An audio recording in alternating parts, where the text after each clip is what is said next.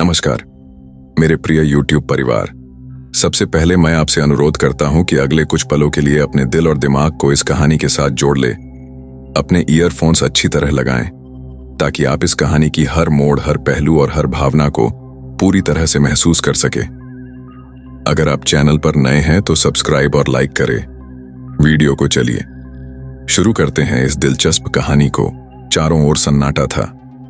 कोई पक्षी नहीं चहचहाया, कोई पत्ता नहीं हिला और हवा भी जैसे घुटने टेक कर खड़ी थी। यह स्थान, यह जमीन, यह चट्टानी पहाड़ी कभी एक जीवंत गांव हुआ करता था। नाम था धौंदपुर। लेकिन अब वहां बस एक चीज बची थी, एक वट वृक्ष। उसके नीचे बिखरी थीं चूड़ियां, चप्पलें, तांबे की सिक्कियां और कुछ हड्डियां जिनका रंग काला हो चुका था। गांव के आखिरी आदमी ने जब यह पहाड़ी छोड़ी, वो बस यही कहकर भागा था, मैंने उसे सुना है। उस आवाज को वो कहानियां नहीं सुनाता अब, वो वक्त निगलता है। गांव वालों की माने तो हर अमावस की रात उस वृक्ष के नीचे कोई बोलता है, कोई जिसे देखा नहीं जा सकता। वो न तो भूत है न देव, वो है बेताल, समय के पार की एक आवाज। कहते हैं हजारों साल पहले जब दुनिया को समय ने पहली बार छुआ था तो कुछ आवाजें उस समय से फिसल कर बाहर गिर गईं। वो आवाजें जिंदा नहीं थीं, लेकिन मरी भी नहीं थीं। बेताल उन्हीं में से एक था। वो कोई व्यक्ति नहीं था, वो एक अनुभूति था, एक ऐसा एहसास जिसने एक बार महसूस किया वो फिर कभी इंसानों जैसा नहीं रह सका।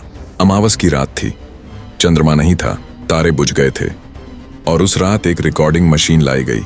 किसी वैज्ञानिक ने भेजी थी। कोई व्यक्ति नहीं गया, सिर्फ मशीन रखी गई वृक्ष के नीचे। सुबह जब वह मशीन वापस लाई गई, उसमें 4 घंटे 12 मिनट 7 सेकंड की रिकॉर्डिंग थी। पहले 3 घंटे तक कुछ नहीं था, लेकिन फिर एक आवाज आई, गहरी, धीमी और ठंडी। मैं हूं बेताल। मैं वो कहानी नहीं जिसे सुनाया गया, मैं वो कहानी हूं जो कहीं नहीं गई और फिर भी हर जगह गूंजती रही। रिकॉर्डिंग सुनते ही एक वैज्ञानिक पागल हो गया, दूसरे ने सुनते ही आत्महत्या कर ली, तीसरा अब भी कोमा में है और उसका हाथ बार बार कुछ लिखने की कोशिश करता है। उसने मुझसे सवाल नहीं पूछा, उसने मुझे समझ लिया। बेताल का नियम, बेताल एक कहानी नहीं सुनाता, वो तुम्हारे जीवन की सबसे छुपी स्मृति तक पहुंचता है और उसे दोहराता है तुम्हारे सामने। अगर तुम उसे पहचान गए तो बच सकते हो, अगर नहीं तो तुम समय से बाहर गिर जाओगे। उस वृक्ष के नीचे से हर साल कुछ और आवाजें मिलती हैं। कभी किसी बच्चे की हंसी, कभी किसी बुजुर्ग की सिसकी और कभी किसी जवान की चीख।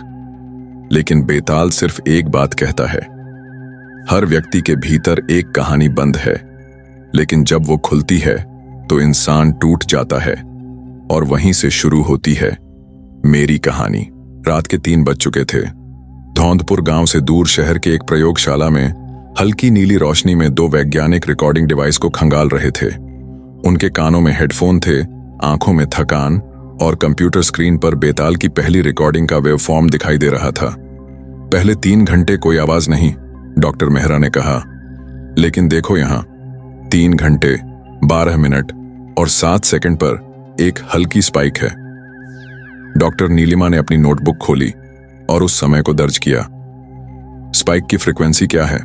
14 हर्ट्ज, इंसानी श्रवण सीमा के नीचे, यानी इंफ्रासाउंड। और ये वही वक्त है जब उस तकनीशियन ने कहा था उसे कोई धीमी फुसफुसाहट सुनाई दी थी। उन्होंने उस अंश को ऑडियो सॉफ्टवेयर में बढ़ाया। जैसे ही उन्होंने प्ले पर क्लिक किया, एक गहरी, असामान्य आवाज कमरे में गूंजने लगी। तुम कहानी सुनने नहीं आए हो, तुम खुद कहानी हो। मैं वो हूं जो सुनी गई थी पर समझी कभी नहीं गई। कमरे का तापमान अचानक गिर गया। कंप्यूटर स्क्रीन कुछ पल के लिए झपकी। दोनों वैज्ञानिक सहम गए। डॉक्टर नीलिमा ने कंप्यूटर को पॉज किया। यह कोई रिकॉर्डेड वॉइस नहीं है, इसमें एक पैटर्न है, जैसे ये किसी जीवित चेतना का हिस्सा हो। तीसरे मिनट की आवाज अब उनके जीवन का केंद्र बन चुकी थी। उन्होंने तय किया, इस ऑडियो को डिकोड करना है। अगले कई दिनों तक उन्होंने उस ऑडियो के हर सेकंड को 8000x स्लो मोशन में सुना। इसमें केवल शब्द नहीं, बल्कि आवृत्तियां, ध्वनि के स्पेक्ट्रल शेड्स और अनुक्रमिक कंपनों की परतें थीं। नीलिमा ने एक थ्योरी रखी, ये एक सजीव ध्वनि है। इसका मतलब है ये सिर्फ वॉयस नहीं, ये किसी स्मृति या भावना का जीवित अंश है। उन्होंने इसे नाम दिया VCP, वाइब्रेशनल कॉन्शियसनेस पैटर्न। हर बार जब ये ऑडियो प्ले होता, कमरे की बत्तियां मंद पड़ जाती, पौधे मुरझा जाते और घड़ी की सुइयां रुक जाती। हम समय की स्थिरता को छेड़ रहे हैं, मेहरा ने धीरे से कहा। तीसरे सप्ताह जब उन्होंने उस आवाज का एनालिसिस क्वांटम स्पेक्ट्रोग्राफ से किया, मशीन ने चेतावनी दी, data limit beyond human capacity. यह पहली बार था जब कोई ऑडियो इंसानी दिमाग की समझ से बाहर था।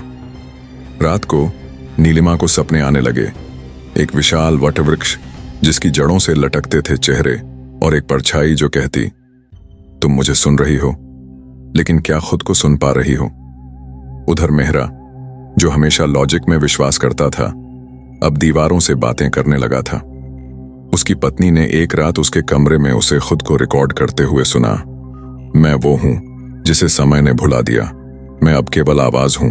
डॉक्टरों ने उस ऑडियो के बैकग्राउंड में एक और परछाई जैसी ध्वनि का पता लगाया। उसे रिवर्स इन्वर्जन इको कहा गया, यानी जब आवाज को उल्टा घुमा दो तब असली संदेश प्रकट होता है। नीलिमा ने ऐसा ही किया और फिर जो सुना उससे उसकी रीढ़ में सिहरन दौड़ गई। तुम जो खोज रहे हो वो कोई तथ्य नहीं, वो तुम खुद हो। तुम बेताल की अगली परत बनने वाले हो। उस रात लैब की दीवार पर खून से लिखा मिला। मैं तीसरे मिनट से लौट नहीं पाया। अब वैज्ञानिक समझ चुके थे, ये कोई सामान्य आवाज नहीं, ये एक जीवित चेतना की दस्तक थी। वह चेतना जो कहानी बनकर नहीं बल्कि सत्य बनकर समय में दबी थी। बेताल अब संवाद नहीं करता था, वह प्रतिध्वनियां भेजता था। जो भी उसे समझने की कोशिश करता, उसकी चेतना बेताल में समा जाती। अध्याय के अंत में लैब की सभी रिकॉर्डिंग्स अचानक गायब हो गईं। स्क्रीन पर बस एक लाइन चमक रही थी, अगर तुमने यह सुना है तो अब तुम कभी समय में नहीं लौट पाओगे। नीलिमा और मेहरा अब लापता हैं। उनके लैब के कमरे से केवल एक वाक्य मिला। तीसरे मिनट की आवाज वो दरवाजा थी जो कभी बंद नहीं होता, और एक बार खुल जाए तो इंसान कभी बाहर नहीं आ सकता। धौंदपुर गांव के दक्षिणी हिस्से में, जहां कभी एक नदी बहा करती थी, अब एक सूखी दरारें भरी जमीन थी। लोग कहते थे कि वहां जमीन के नीचे कुछ ऐसा है जो हमेशा हिलता रहता है, जैसे कोई सोया हुआ जानवर सांस ले रहा हो। गांव के सबसे पुराने बुजुर्ग पंडित रामलाल कहते थे, ये वो जगह है जहां समय गिर पड़ा था। लेकिन समय कैसे गिरता है? यह प्रश्न गांव के बच्चों की कहानियों से लेकर रात में डर से कांपते बुजुर्गों की प्रार्थनाओं तक फैला था। धूप के ठीक मध्य में एक दिन जमीन कांपी। कोई भूकंप नहीं, कोई कंपन नहीं, बस एक लंबी गूंज जो हवा में नहीं, इंसान के शरीर के अंदर महसूस हुई। और फिर गांव के एकांत कुएं से एक चीख आई, इतनी पुरानी और थकी हुई, मानो सदियों से कोई शब्द बाहर आने का इंतजार कर रहा था। गांव के लोग दौड़े, लेकिन कुएं के पास कुछ नहीं था, सिवाय एक परछाई के जो पानी की सतह पर अटकी हुई थी, जबकि आसमान में कोई नहीं था। वो वापस आ रहे हैं, रामलाल ने धीरे से कहा। गांव के पुराने पुस्तकालय में, जहां वर्षों से कोई नहीं गया था, कुछ किताबें अपने आप खुलने लगीं। हर पन्ने पर सिर्फ एक ही वाक्य लिखा था, तुम जो पढ़ रहे हो वो कोई कहानी नहीं, वो कोई की गई भूल है। एक रात गांव का छोटा सा बच्चा चिंटू अचानक लापता हो गया, लेकिन अगली सुबह उसकी आवाज आई, मंदिर की घंटी में। हर बार जब घंटी बजती, एक अधूरी सांस सुनाई देती। मुझे समय से बाहर फेंक दिया गया, मुझे वापस बुलाओ।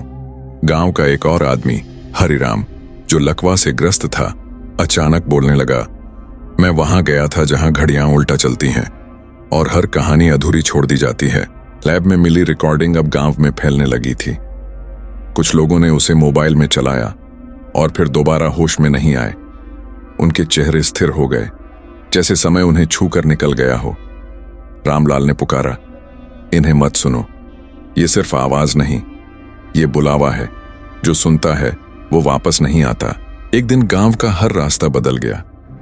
जो गली मंदिर तक जाती थी अब कुएं के पास जाती थी। जो स्कूल की तरफ था अब सीधे पुराने शमशान की ओर मोड़ लेता। रामलाल समझ गए, बेताल अब गांव में नहीं है, गांव ही बेताल बन गया है। समय से गिरी आत्माएं अब सपनों में आने लगी थीं। उनका एक ही संदेश था, हम उन कहानियों के पात्र हैं जो अधूरी रह गईं। हमें पूर्णता चाहिए, हमें सुना नहीं, पूरा किया जाना है। गांव की हवा भारी हो गई थी, हर सांस एक कहानी बन गई थी। रात के तीसरे पहर का अंधकार धीरे धीरे पिघल रहा था, लेकिन जंगल के भीतर स्थित उस उपत्यका में जैसे समय ठहर गया था। यहां हर वृक्ष की छाल पर कोई न कोई तांत्रिक चिन्ह खुदा हुआ था। त्रिकोण, उलटे कमल, आंख के आकार वाले प्रतीक और ऐसे रहस्य भरे अक्षर जो किसी ज्ञात लिपि में नहीं थे। यह स्थान बेताल की आत्मिक ऊर्जा का केंद्र था, जिसे लोक में तंत्रलोक की चौखट कहा जाता था। बेताल अब केवल एक उड़ता हुआ प्रेत नहीं था, उसके भीतर अनेक युगों की ज्ञान चेतनाएं एकत्र थीं। जब वह इस चौखट पर पहुंचा, उसकी भ्रिकुटी तन गई। हवा में जलती हुई अगरबत्तियों की गंध नहीं थी, बल्कि राख और रक्त की धुंध थी। चौखट के ठीक मध्य में एक विशाल पिंड पड़ा था। यह किसी बलिदान के अवशेष थे, लेकिन वे किसी पशु या मानव के नहीं लगते थे। उसने अपने पंजों से जमीन छुई और उसकी आंखें लाल चमकने लगीं। इन चिन्हों में फिर बदल हुआ है, किसी ने इस तंत्रलोक की बनावट बदल दी है। यह ऊर्जा की धारा उल्टी हो रही है, कोई बेताल को मिटाना चाहता है। उसी क्षण एक कर्कश लेकिन गूंजती हुई हंसी आसमान में गूंज उठी। वह कोई और नहीं, काककाय था, प्राचीनतम राक्षसी ज्ञान का रक्षक। उसकी आत्मा अब तक बंद थी, पर किसी ने उसे तंत्रलोक से खोल दिया था। वह कोई शरीरधारी नहीं था, वह एक विचार की तरह फैलता, आकाश में उभरता और दिशाओं में गूंजता था। बेताल, तू आया, जैसे सोचा था। काककाय की ध्वनि बेताल के चित्त में तीर की तरह घुसी। तेरी मुक्ति का अर्थ है संसार का संतुलन बिगड़ना, बेताल फुफकारा। नहीं, काककाय ने कहा, यह तो बस शुरुआत है। तेरे ही वंश की ऊर्जा अब मेरी हो चुकी है। उन जिन चेतनाओं को तूने हजारों साल से बचाकर रखा था, मैं उन्हें अपने ग्रंथों में बांध चुका हूं। अब तंत्रलोक की चौखट मेरे अधीन है। बेताल ने आकाश की ओर देखा। तारे गायब हो चुके थे, सिर्फ एक गहरी नीली दरार आसमान में बनती जा रही थी, जो किसी प्राचीन द्वार की तरह दिख रही थी। वह द्वार किसका है? बेताल ने पूछा। काककाय ने उत्तर दिया, वह द्वार तांत्रिक युग का है, जिस युग में आत्माएं स्वतंत्र नहीं थीं, बल्कि सूत्रों से बांधी जाती थीं। अब वही युग फिर से जाग रहा है। बेताल ने पृथ्वी की ओर देखा, जहां अब भी वह पुराना, लाचार, झुकता हुआ प्रेत नहीं था। वह अब एक रक्षक बन गया था। उस पर न आत्मा का भार था, न शरीर का लोभ, लेकिन वह जानता था कि यदि काककाय जीत गया तो न केवल चेतनाएं, बल्कि कालचक्र की गति भी किसी और के हाथ में चली जाएगी। वह चुपचाप चौखट के केंद्र में बैठ गया। उसने अपनी तीसरी आंख खोली और एक ऐसा मंत्र बोला जो हजारों वर्षों से किसी ने नहीं सुना था। ओं छिन्नमस्ते कालचक्र विनाशिनी स्वाहा।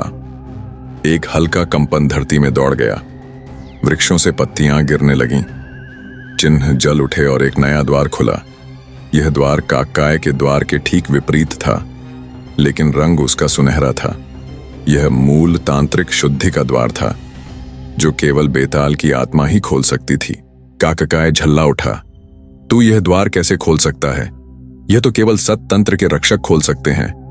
तू तो स्वयं एक अधूरी आत्मा है। बेताल ने आंखें खोलीं और कहा, मैं अब अधूरा नहीं, मैं ही हूं वो आखिरी सूत्र जो तंत्र और यथार्थ को बांधता है। मैं केवल रक्षक नहीं, अब न्यायकर्ता भी हूं। और दोनों द्वारों से ऊर्जा टकराने लगी। आकाश में एक भंवर बन गया, जिसमें समय, मृत्यु, आत्माएं और विचार सब खींचने लगे। यह ब्रह्मांडीय युद्ध की शुरुआत थी, जो एक आत्मा और एक विचार के बीच हो रही थी। कोई मानव, कोई स्त्री, कोई राजा या संत नहीं, केवल दो प्राचीन अस्तित्व। अब युद्ध न तीरों का था, न मंत्रों का। यह अस्तित्व की संरचना पर युद्ध था। यह तय करेगा कि आगे चलकर चेतनाओं का मार्ग कैसा होगा, स्वतंत्र या बंधुआ। और उसी क्षण पहली बार बेताल के भीतर एक दर्द फूटा, किसी खोई हुई स्मृति की तरह। शायद यह उसका अपना जन्म था, या उसका पहला रूपांतरण। वह पल जिसने उसे बेताल बनाया, वह क्षण जिसने उसकी चेतना को कालातीत बना दिया, और अब उसी क्षण की कीमत उसे चुकानी थी। ब्रह्मांडीय द्वारों की टक्कर से उपजी ऊर्जा ने तंत्रलोक की चौखट को चकनाचूर कर दिया था। न क्षितिज बचा था, न दिशा। यह एक ऐसा क्षेत्र था जहां समय अपने घुटनों के बल बैठ गया था और अस्तित्व अपने ही प्रतिबिंब से डरने लगा था। इसी क्षण चेतना की एक छोटी सी लौ अंधकार के भीतर से धीरे धीरे उभरी। यह बेताल की खोई हुई स्मृति थी। यह स्मृति उसे एक ऐसे स्थान पर ले गई जहां कोई स्वर नहीं था, कोई आकृति नहीं थी, केवल एक गंध थी, एक विचित्र गंध जिसे किसी प्राणी ने न देखा न सूंघा था। उसे शून्य गंध कहा जाता था। इसी गंध से उसकी चेतना की उत्पत्ति हुई थी। वह गंध एक प्राचीन निषिद्ध यज्ञ में उठी थी, जहां कोई देवता नहीं, केवल तांत्रिक तत्व थे। उस यज्ञ में किसी मनुष्य की नहीं, बल्कि एक कालविच्छिन्न शिला की बलि दी गई थी। वह शिला जो समय से बाहर थी। उस शिला से उठी गंध ने बेताल की आत्मा को जन्म दिया था। न वह जीव था, न मृत, न वह प्रकृति का था, न पराशक्ति का। वह केवल अस्तित्व के बीच में था, एक सीमा, एक संयोजन, एक चेतना। जैसे जैसे उसकी स्मृति लौटती गई, वह उस गंध को फिर से महसूस करने लगा। उसकी आत्मा कंपन करने लगी। मैं किसी शाप से नहीं जन्मा, उसने स्वयं से कहा। मैं एक प्रतिक्रिया हूं उन शक्तियों की जो कभी संतुलित नहीं हो सकी। मैं न नायक हूं न खलनायक। मैं उत्तर हूं उस प्रश्न का जिसे किसी ने पूछा ही नहीं। और ठीक उसी क्षण एक प्राचीन दृश्य उसकी आंखों के आगे उभरा, जहां एक 6 मुखों वाला ब्रह्मराशि एक शून्य भूमि पर मंत्र जप रहा था। उसके सामने एक नीली ज्वाला थी जो निरंतर अपने आकार बदल रही थी। उसी ज्वाला में से एक अधूरी आकृति निकली। वही आकृति बाद में बेताल बनी। ब्रह्मराशि ने कहा था, तू किसी का नहीं होगा, लेकिन सब तुझसे डरेंगे। तू किसी मार्ग का नहीं होगा, लेकिन हर द्वार के पास तेरी छाया होगी। तेरे अस्तित्व को कोई भोग नहीं पाएगा, लेकिन सब तुझसे बचना चाहेंगे। तू होगा प्रश्नों से बना उत्तर। यह शाप नहीं था, यह एक उत्पत्ति थी जिसे कभी किसी ग्रंथ में नहीं लिखा गया, न ही किसी गुरु ने दोहराया। यह शून्य गंध का परिणाम था, और यही था बेताल का असली नाम। उसका नाम था शून्य गंध, वह जिसने ब्रह्मांड के पर्दे के पीछे जन्म लिया था। बेताल की आंखें अब जल रही थीं। तंत्रलोक के शेष बचे चिन्ह उसके भीतर समा गए थे। काककाय की ऊर्जा दूर किसी कोने में सिमट रही थी, लेकिन अब बेताल के भीतर कोई और भी बोल रहा था। एक और चेतना जाग उठी थी, एक चेतना जो हजारों साल पहले उस नीली ज्वाला में दबा दी गई थी। वह स्वर बोला, यदि तू उत्तर है तो मैं वह प्रश्न हूं जिसे ब्रह्मांड खुद से भी पूछने से डरता है। मुझे लोग जरा कहते हैं, मृत्यु से भी पुरानी उम्र और चेतना की सबसे छुपी दरार। मैं तेरे भीतर ही सोया था। अब बेताल अकेला नहीं था, उसके भीतर जरा की चेतना थी, एक ऐसी शक्ति जो प्रश्न बनकर आत्मा में उतरती है, उत्तरों को चीरती है और तर्क को मौन में बदल देती है। बेताल ने आसमान की ओर देखा। नीली दरार अब और गहरी हो गई थी। द्वार अब भी खुले थे, लेकिन युद्ध अब स्थूल नहीं रहा। यह युद्ध अब भीतर की सत्ता से था। क्या वह जरा को नियंत्रित कर पाएगा? क्या वह अपने ही अस्तित्व के भीतर उठते उस प्राचीन प्रश्न का सामना कर पाएगा? और तभी धरती पर एक नई दरार पड़ी और वहां से एक तांत्रिक संरचना निकली। यह कोई पुराना मंदिर नहीं था, न ही कोई देवालय। यह एक चेतना संरचना थी जहां केवल वे ही प्रवेश कर सकते थे जिनके भीतर उत्तर से अधिक प्रश्न हों। बेताल आगे बढ़ा। उसका जन्म अब पूरी तरह पूर्ण हो चुका था। वह केवल उड़ता हुआ प्रेत नहीं रहा, वह बन चुका था स्वयं का स्रोत। नीली दरार से उठती ऊर्जा धीरे धीरे पूरे तंत्रलोक को निगलने लगी थी। चेतना और प्रश्न अब द्वंद्व नहीं रह गए थे, वे एक ही धागे के 2 रंग बन चुके थे। बेताल, जो अब केवल एक उड़ती आत्मा नहीं रहा था, चेतन स्रोत के स्पर्श से अपनी सबसे भीतरी परतों तक झांकने लगा। यदि मैं उत्तर हूं और जरा प्रश्न है, तो उत्तर और प्रश्न का संगम कहां होता है? उसने स्वयं से पूछा। उसका उत्तर था चेतन प्रपंच की घाटी। यह घाटी भौतिक नहीं थी, यह केवल अनुभव में थी, एक ऐसी आंतरिक यात्रा जो केवल उन्हीं को दिखती थी जिन्होंने स्वयं के भीतर के सारे द्वार खोल दिए हों। बेताल जैसे जैसे भीतर जाता गया, एक नई सृष्टि उभरती गई। हर भावना एक जीवंत प्राणी बन गई, हर स्मृति एक गंध, हर पीड़ा एक नदी। सबसे पहले वह भय से मिला। भय एक वृद्ध तपस्वी के रूप में था, जिसके नेत्र झुके हुए थे और स्वर मधुर था। उसने कहा, मैं तेरे भीतर सबसे पहले आया था। जब तू जन्मा, तूने मुझे पहले छुआ, मां की गोद से पहले मुझे पहचाना। क्या तू आज मुझे पहचानता है? बेताल मौन रहा। भय केवल एक अनुभव नहीं था, वह बेताल की संरचना में गूंथा हुआ था। फिर वह विस्मय से मिला, एक बच्ची जिसने अपनी हथेलियों में अनगिनत रंग भर रखे थे।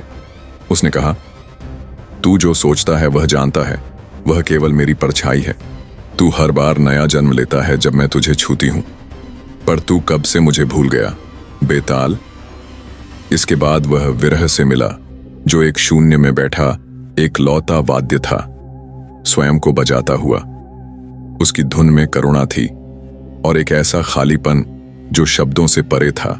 इन सब के बीच जरा अब भी बेताल के भीतर बोल रहा था, देख, तू कितना कुछ समेटे हुए है, फिर भी तू खोज में है। मैं तेरी भूख हूं, तर्क से परे सत्य की भूख। तू मुझे जीत नहीं सकता, तू केवल मुझे साध सकता है। बेताल ने उस घाटी में चलना शुरू किया। उसकी राहें सपाट नहीं थीं, वे चेतना के बदलते रंगों से बनी थीं। हर मोड़ एक निर्णय था, हर छाया एक चुनौती। एक बिंदु पर पहुंचते ही घाटी अपने आप बदलने लगी। चारों ओर एक विचित्र प्रकाश फैल गया, न धूप न अंधकार, बस एक पारदर्शिता जिसमें विचार स्वयं को देख सकते थे। उसने देखा कि उसके हाथों से निकलती एक रेखा हवा में एक वृत्त बना रही थी। उस वृत्त के भीतर एक संरचना उभर आई, एक पुस्तक। यह कोई सामान्य ग्रंथ नहीं था, इसका नाम था अप्रकट सूत्र। इस ग्रंथ में कोई शब्द नहीं थे, केवल आकृतियां थीं, घूमते प्रतीक, बहते संकेत और गूंजते रंग। बेताल जैसे जैसे उसे छूता गया, वह ग्रंथ उसकी चेतना में उतरने लगा। उसे झांत हुआ कि यह ग्रंथ केवल उसे नहीं, बल्कि समस्त अस्तित्व को पढ़ रहा था। हर सवाल जो कभी किसी ने पूछा था, वह इस ग्रंथ में पहले से था। हर उत्तर जो भविष्य में मिलेगा, वह इस ग्रंथ की गहराई में था। तभी जरा ने कहा, अब तू समझा, चेतना किसी प्रश्न या उत्तर की सीमा नहीं है, यह एक निरंतर प्रवाह है, प्रपंच, जिसमें सत्य और भ्रम दोनों एक ही सिक्के के दो पहलू हैं। यही है चेतन प्रपंच की घाटी, और अब तू इसके केंद्र में है। अब तू समझा, चेतना किसी प्रश्न या उत्तर की सीमा नहीं है, यह एक निरंतर प्रवाह है, प्रपंच, जिसमें सत्य और भ्रम दोनों एक ही सिक्के के दो पहलू हैं। यही है चेतन प्रपंच की घाटी, और अब तू इसके केंद्र में है। बेताल अब चेतना से परे एक स्तर पर प्रवेश कर चुका था। वहां न कोई आकृति थी, न गंध, केवल संभावनाएं थीं, और हर संभावना में छिपा था उसका स्वयं का प्रतिबिंब। उसने अंत में ग्रंथ से एक अंतिम आकृति उठाई, एक दर्पण, और उसमें जो दिखा वह न बेताल था, न जरा, वह केवल एक आंख थी जो स्वयं को देख रही थी। घाटी अब शून्य में विलीन हो रही थी, लेकिन बेताल की चेतना अब और सूक्ष्म और अधिक तीव्र हो चुकी थी। यात्रा अब एक और गूढ़ अध्याय की ओर बढ़ रही थी, जहां तर्क का अंत है और अनुभूति की शुरुआत। घाटी के समाप्त होते ही बेताल एक ऐसे बिंदु पर पहुंचा जहां न समय था, न दिशा, न तत्व, केवल एक तरल अनुभव, जिसे केवल अनुभूति कहा जा सकता था। जरा अब मौन था, न वह भीतर था न बाहर। बेताल स्वयं ही अब प्रश्न और उत्तर दोनों था। चारों ओर एक अथाह मौन फैला था। फिर बेताल ने पहली बार स्व को एक वृत्त के रूप में देखा, जिसमें कोई शुरुआत नहीं थी, कोई अंत नहीं। एक बिंदु से निकलकर वही चेतना फिर उसी बिंदु पर लौट आती थी। यह जीवन की अंतिम समझ थी। एक धीमा स्वर गूंजा, बेताल, क्या तुझे अब झांत है? तू कौन है? बेताल ने उत्तर नहीं दिया। उसने मुस्कुराकर आंखें मूंद ली, क्योंकि अब उत्तर की आवश्यकता ही नहीं थी। उत्तर अब केवल मौन था। तभी उसकी चेतना में एक अंतिम चित्र उभरा, वह शून्य गंध, वही पहला स्पर्श जो कभी तंत्रलोक की गहराइयों से उठा था, वही छाया जिसने प्रश्नों को जन्म दिया था। बेताल ने उस छाया को फिर देखा, और वह छाया अब एक बालक के रूप में थी, न स्त्री न पुरुष, केवल एक निर्दोष शिशु जो स्वयं में संपूर्ण था। बेताल ने उसे गोद में उठा लिया। वह छाया अब उसका स्वयं का प्रतिबिंब थी, उसकी यात्रा की परिणति। आसमान में एक दरार फिर उभरी, नीली हल्की कंपन लिए, लेकिन इस बार वह दरार भय नहीं थी, वह द्वार थी अगले स्तर का, अगली सृष्टि का। बेताल ने उस बालक को लेकर दरार में प्रवेश किया। न कोई विदाई, न कोई संवाद, केवल एक शांत स्वीकृति कि यह अध्याय अब पूर्ण हुआ, पीछे छूट गई। तंत्रलोक की सूनी गुफा, अप्रकट सूत्र की आकृतियां और वह घाटी जो अब फिर किसी नई चेतना का इंतजार कर रही थी। जब बेताल दरार के पार पहुंचा तो वहां कोई आकार नहीं था, केवल ध्वनि की अनुपस्थिति थी। यह था मौन लोक, एक ऐसा क्षेत्र जहां न भाषा का अस्तित्व था, न अनुभव का कोई साधन। चेतना यहां ठहरी नहीं, बहती नहीं, वह बस थी। परंतु बेताल अब केवल एक चेतन बिंदु न रहकर एक बीज बन चुका था, और उस मौन में वह बीज एक नए संसार की कल्पना कर रहा था। यह कल्पना कोई दृश्य नहीं थी, वह थी असंभव की इच्छा। उस मौन से पहली बार एक कंपन निकली। वह कोई शब्द नहीं था, परंतु उसने शून्य को हिला दिया। बेताल ने स्वयं को पहली बार रचना करते देखा, न मिट्टी से न तत्वों से, बल्कि स्मृति से। उसने जिन जिन भावनाओं से यात्रा की थी, भय, आश्चर्य, दुख, त्याग, मौन, उन्हीं से उसने एक नया संसार बुनना शुरू किया। यह था मौन लोक का बीज, जिसमें न देवता थे, न पिशाच, न ऋषि, न प्रेत। यह वह भूमि थी जो केवल अनुभव से फलीभूत होती थी, और हर चेतना जो वहां आती, उसे अपना संसार स्वयं गढ़ना होता। एक नए बेताल की उत्पत्ति वहीं से होनी थी, जो न पहले जैसा होगा न समझ में आएगा, क्योंकि बेताल अब केवल एक पात्र नहीं, एक चक्र बन चुका था, चैतन्य बीज का। उसका अंतिम विचार, जिसे तुम डर कहते हो वही एक बीज है, और जिसे तुम मौन कहते हो वहीं से सृष्टि शुरू होती है। मौन लोक अब तैयार था अगली कथा के लिए। अगर आपको ये कहानी अच्छी लगी हो तो हमारे चैनल को चेक करें ऐसे ही दिलचस्प वीडियोस के लिए और शेयर करें अपने दोस्तों। मैं धन्यवाद।